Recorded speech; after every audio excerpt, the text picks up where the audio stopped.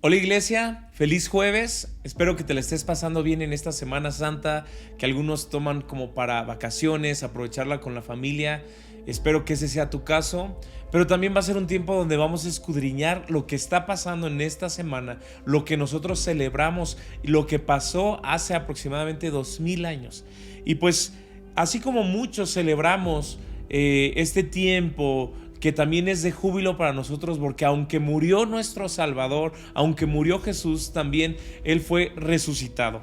Y eso tiene que traer mucho gozo en cada uno de nosotros. Pero también hay mucha gente que toma esta Semana Santa para señalar mucho lo que Jesús hizo, su vida, su testimonio, la palabra de Dios. Y es precisamente por eso que también nosotros tenemos que tener una buena defensa de nuestra fe, en lo que nosotros creemos. Y hoy quiero hablarte acerca de por qué Jesús es el Mesías, por qué Jesús es el Cristo, aquel que tenía que venir a morir por nosotros. Y quiero empezar con un pequeño versículo en Job, que fue el primer libro escrito de la Biblia. En el capítulo 19, versículos 25 y 27, pues el contexto de Job era alguien que tenía todo, tenía muchas reses, tenía hijos, tenía una esposa y no había hombre más rico que él en ese tiempo. Pero algo pasó, algo muy curioso. Fue tentado, fue quitado de sus posesiones, aún de sus hijos, y esto hizo que tuviera cierto rencor hacia Dios, hacia las personas que le rodearan, incluso hasta hacia su esposa. Y pues él pedía a Dios que tuviera un juicio adecuado. Le decía: Señor, ponme en la balanza, si he hecho algo mal, ponme en la balanza, quiero ver cuál fue mi error.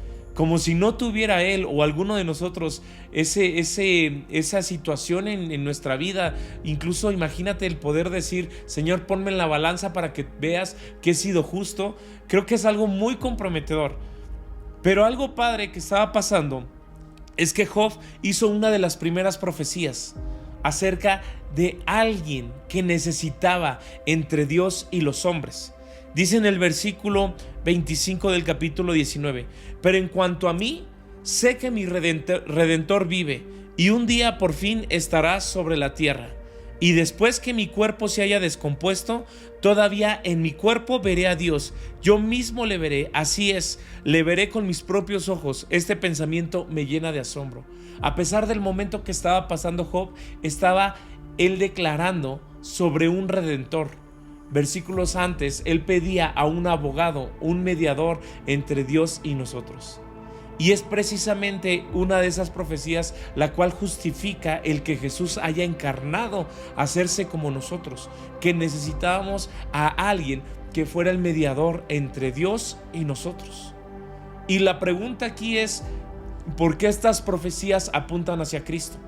Y eso es lo que vamos a ver el día de hoy, que muchas profecías apuntan a Jesús. Y qué importante es esto: más de 300 profecías escritas en la Biblia y todas van directamente a Jesús. No es una coincidencia nada más. Y quiero leerte alguna de ellas para que nosotros entendamos que Cristo, que Jesús es el Mesías. La primera de ellas es de que la palabra de Dios dice que el Mesías tenía que venir de la tribu de Judá. Y eso es algo importante. Aunque los levitas, los sacerdotes, los que se encargaban del templo, venían de la tribu de Leví, en este caso no. Decía que el Cristo, el Mesías, tenía que venir de la tribu de Judá. ¿Dónde encontramos eso? En Génesis 49, del 8 al 10, dice: Judá, te alabarán tus hermanos.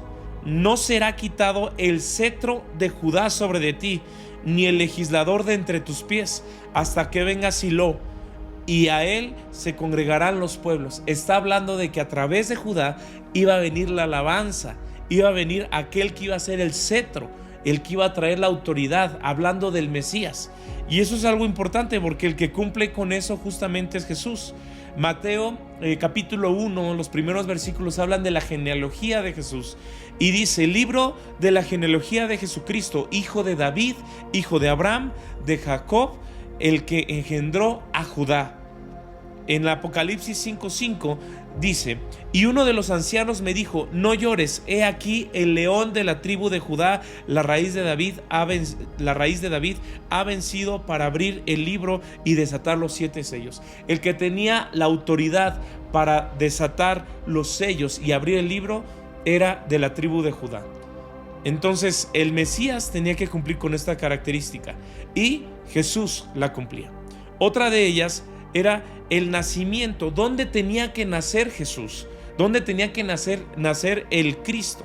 Miqueas 5 del 2 en adelante dice: pero tú, Belén de Efratá, pequeña para estar entre las familias de Judá, de ti me saldrá el que será el Señor de Israel, y sus salidas son desde el principio, desde los días de la eternidad. Está hablando sobre el Mesías que iba a ser eterno, no que iba a nacer, sino que sí, se iba a encarnar, pero su principio no es como el de nosotros. Está mucho antes de que la tierra existiera, pero está hablando que nacería en Belén. ¿Y cómo vemos que eso se comprueba en Jesús? Mateo 2 del 1 al 6 dice: cuando Jesús nació en Belén de Judea en los días del rey Herodes. Está hablando de que Jesús nació en la ciudad donde se estaba profetizando que vendría el Cristo, vendría el Mesías. Entonces vemos que el Señor Jesús también cumple con esta característica del nacimiento. Otra de esas profecías es acerca de lo que dice en Oseas 11:1. Dice: cuando Israel era muchacho, yo lo amé, y de Egipto llamé a mi hijo. Está hablando también del Cristo. ¿Y cómo es posible que esté llamando al Mesías desde Egipto? Ustedes saben que cuando Herodes mandó matar a los pequeños, José y María y Jesús tuvieron que salir a Egipto y vivir ahí por un tiempo hasta la muerte de Herodes. Y es lo que dice la palabra en Mateo 2. Dice: y él, despertándolo, tomó de noche al niño y a su madre y se fue a Egipto, refiriéndose a José. Entonces vemos que también tendría que ser llamado el Cristo desde Egipto, cosa que se cumple con Jesús. Una de ellas que a mí me encanta es no solo dónde nació ni de dónde lo llamaron, sino algo que pasó después de que Jesús vino de Egipto, tuvo que ser criado, y esto fue el Nazaret. La palabra dice en Isaías 11 que del tocón de la familia de David saldrá un brote.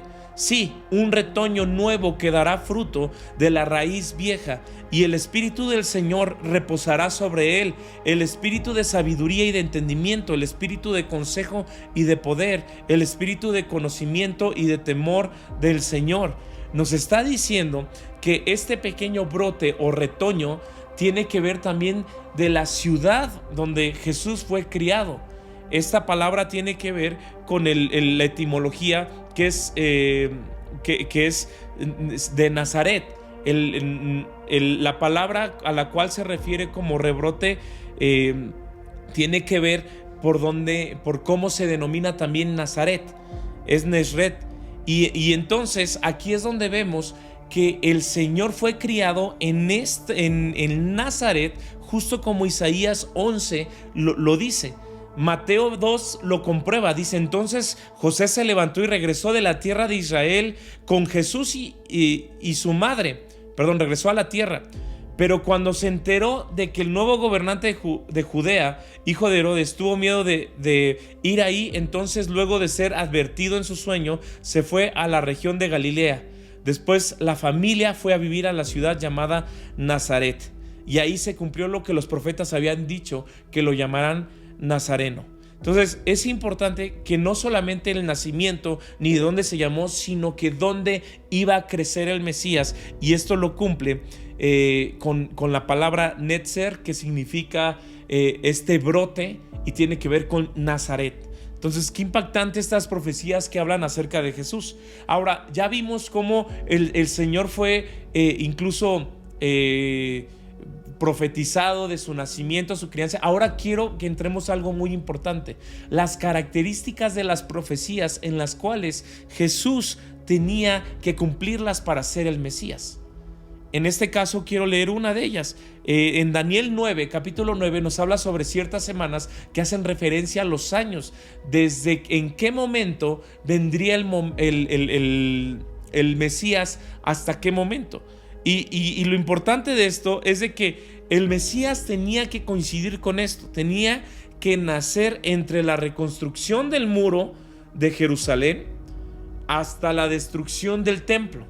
Estamos hablando que esto fue la construcción del muro de Jerusalén con Nehemías en el año 445 antes de Cristo, pero y avanzar a la destrucción del templo, que fue en los 70 después de Cristo.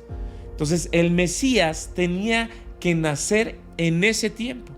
Por eso aún algunos que consideran que Jesús es el Mesías, no hay alguien que cumpla estas profecías o características para que nazca en este determinado momento. Incluso algunos esperan al Mesías, pero la palabra es muy clara en Daniel 9. El Mesías tenía que llegar justo en ese momento y su tiempo de muerte estaría ahí. ¿Cómo coincide esa profecía? La palabra habla acerca también de la expiación, que el Mesías ofrecería una expiación por los pecados de todo el mundo. Isaías 53, versículo 10 y 11 dice: formaba parte del buen plan del Señor aplastarlo y causarle dolor. Sin embargo, cuando su vida sea entregada en ofrenda por el pecado, tendrá muchos descendientes, disfrutará de una larga vida y en sus manos el buen plan del Señor prosperará.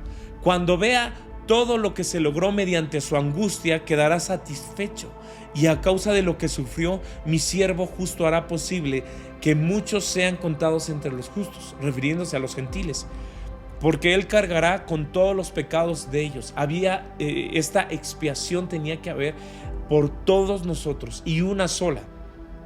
¿Cómo vemos que esto se cumple en Jesús? En Romanos 3:21 dice: pero ahora, tal como se prometió tiempo atrás en los escritos de Moisés y de los profetas, Dios nos ha mostrado cómo podemos ser justos ante Él sin cumplir las exigencias de la ley.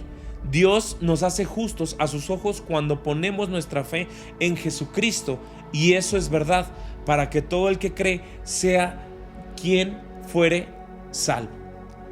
Entonces nos dice que así como en Isaías alguien iba a traer esa expiación por los pecados de todos, Jesús viene y cumple ese plan. Muy importante, algunos, aún entendiendo la fe que tenemos en Cristo, han decidido abandonarla y cambiarla por obras, por sus propias obras que parecen buenas, como si nuestras obras justificaran nuestra salvación. Y la realidad es que no. Tengamos mucho cuidado con doctrinas que están viniendo en este momento acerca de que Jesús no es el Mesías, porque si no viene la salvación a través de Cristo, entonces la salvación que alguien puede encontrar, ¿en quién estará? ¿En la ley, en la cual nadie la podemos llegar a alcanzar y cumplir?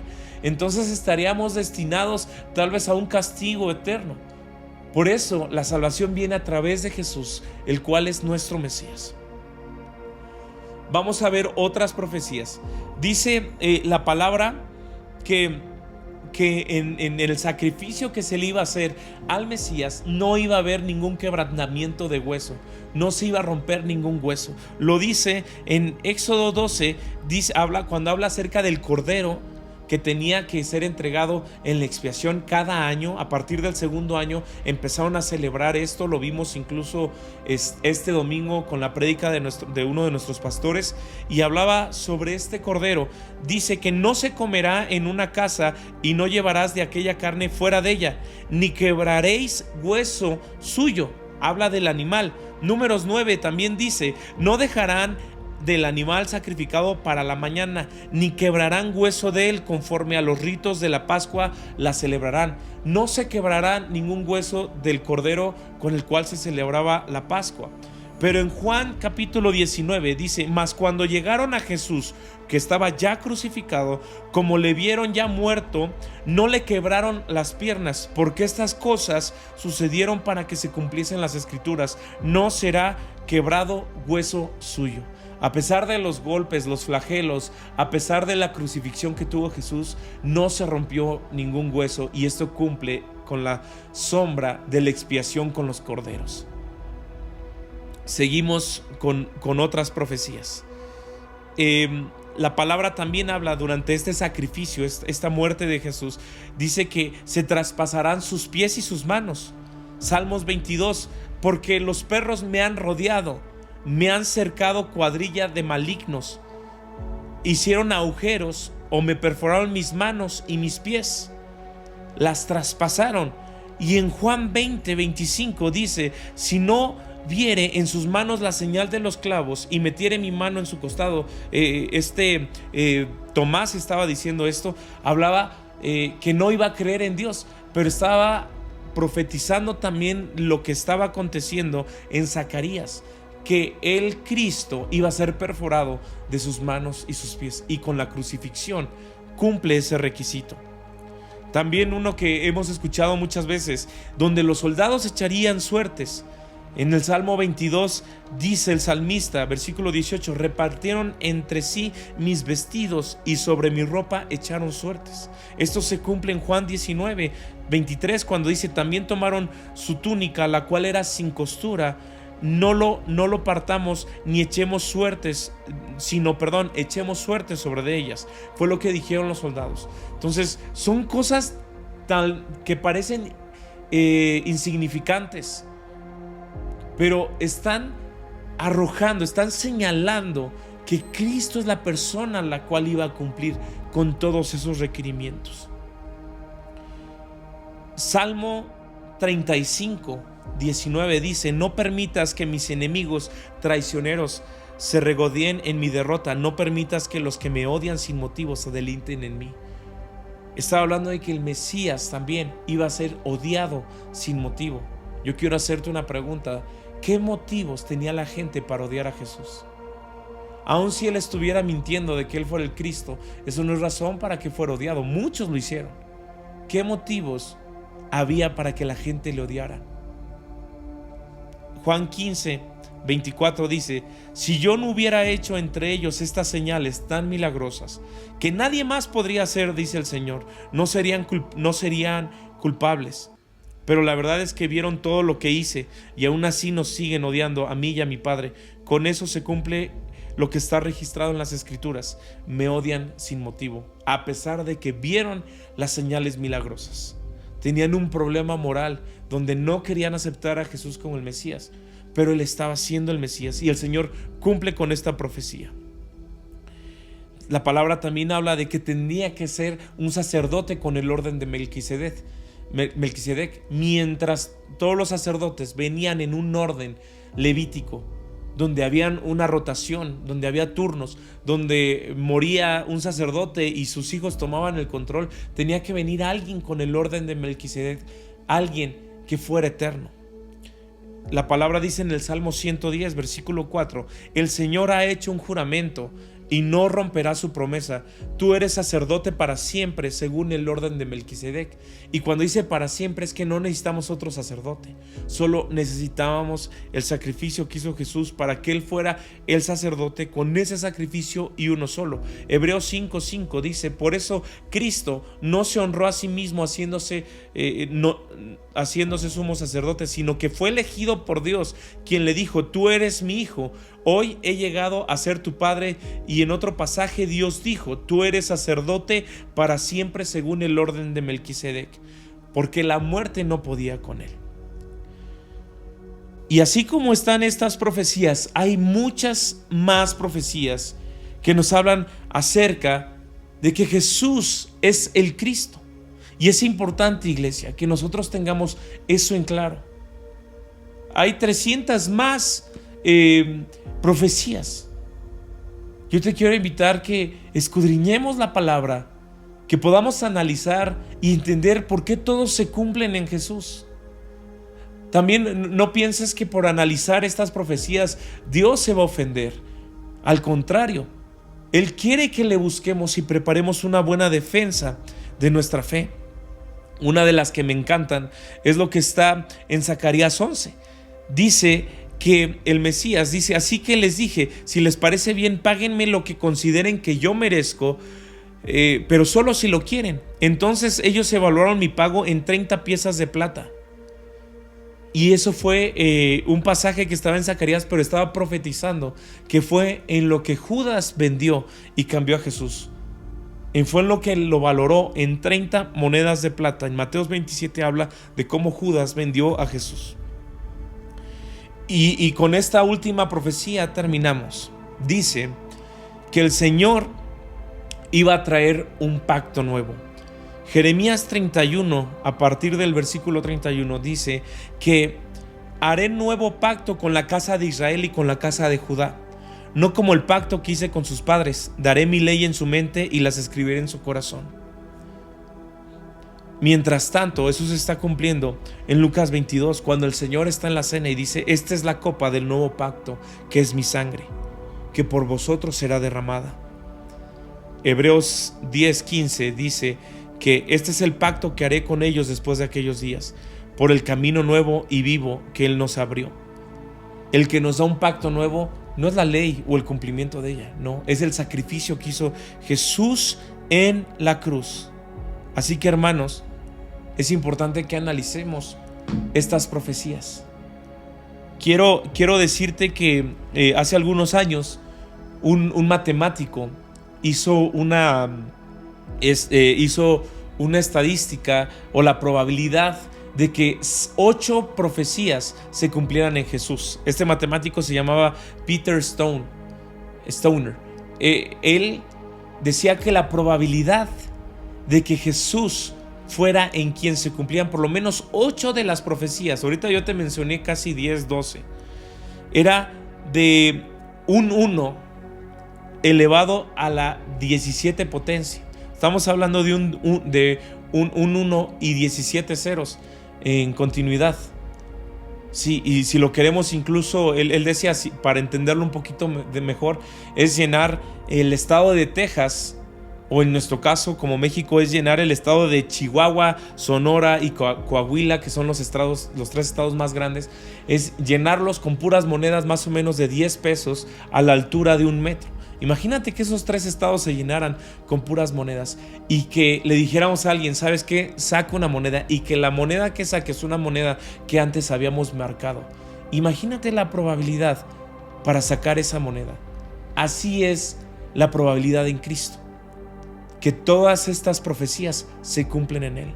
Y es una de millones de millones de millones en probabilidad, pero todas se cumplen en Jesús como Mesías. Hace una semana vimos acerca del bautismo. ¿Qué simbología tenía? Que tenía que ver con la muerte, con la sepultura y la resurrección de Cristo. Pero también hay otra ordenanza. La otra ordenanza es la Santa Cena o la Cena del Señor. El Señor decía: hagan esto en memoria de mí, la cual también representa ese pacto que acabamos de leer en las profecías. Y es importante que esta ordenanza la podamos hacer este día, juntos como familia.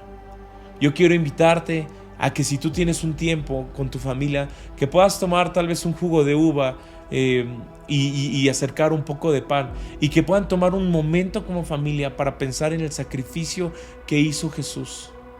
La palabra dice que Jesús, mientras comía en la Santa Cena, tomó un poco de pan y lo bendijo, luego lo partió en trozos y le dio a sus discípulos y dijo: tómenlo y cómanlo, porque esto es mi cuerpo. Ese pan hacía una simbología del sacrificio que iba a hacer Jesús en la cruz. Entonces te invito a que puedas tener un tiempo con tu familia, que puedas partir ese pan y que puedan comer ese pan. Así como es masticado, fue molido Jesús por cada uno de nosotros. Y después de esto, en el versículo 27 dice: y tomó en sus manos una copa de vino y dio gracias a Dios por ella. Se la dio a ellos y dijo: cada uno de ustedes beba de la copa, porque esta es mi sangre, la cual confirma el pacto entre Dios y su pueblo. Es derramada como sacrificio para perdonar los pecados de muchos. Y tomen esta copa y piensen en el sacrificio que hizo Jesús y esa sangre que vino a expiar nuestros pecados, que hizo una expiación perfecta. En vez de tomar un cordero cada año, ahora fue un sacrificio por siempre y para siempre, uno solo, perfecto, el cual Cristo ahora es nuestro sumo sacerdote y también nuestro Rey. Quiero invitarte, iglesia, que puedas tomar este tiempo con familia y que lo puedas dirigir ahí. Si tú eres el padre, cabeza de hogar, o la mamá, no importa, que tomen un tiempo para agradecer a Dios y participar de esta cena del Señor, porque lo hacemos en memoria de lo que ha estado aconteciendo durante esta semana. Y como estas profecías, hay muchas más. Lo impresionante de esto, por muy insignificantes o importantes que parecieran ser, todas apuntan a Jesús. Así que, iglesia, te pido que escudriñemos más la palabra y entendamos quién es nuestro Mesías y qué tan especial es al cumplir cada una de estas cositas tan específicas, tan perfectas. ¿Cómo no creer en alguien que nos pone hasta los detalles para nuestra fe? Iglesia, les amamos y nos vemos próximamente. Hasta luego.